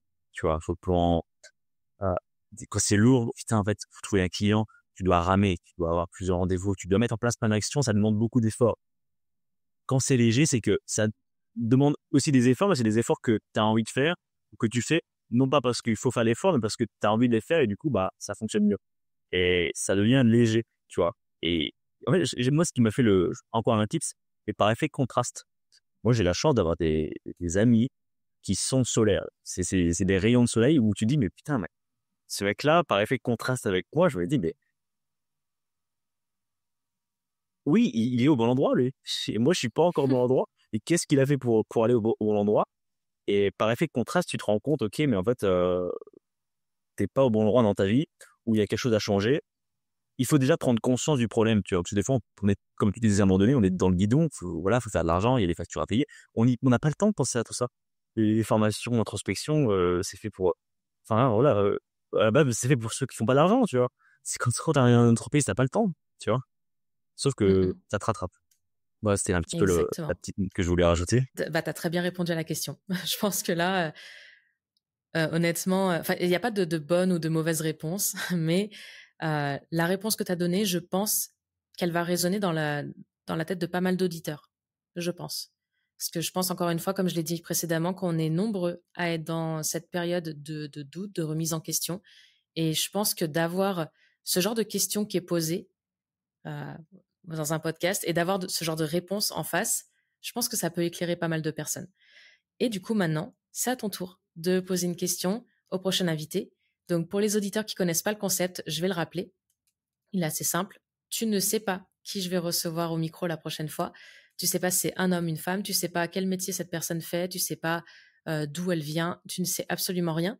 Et tu vas tout simplement lui poser une question sur n'importe quel sujet. Ça peut être un sujet léger, un sujet plutôt profond. C'est toi qui choisis, c'est ta question et c'est ton moment. Yes.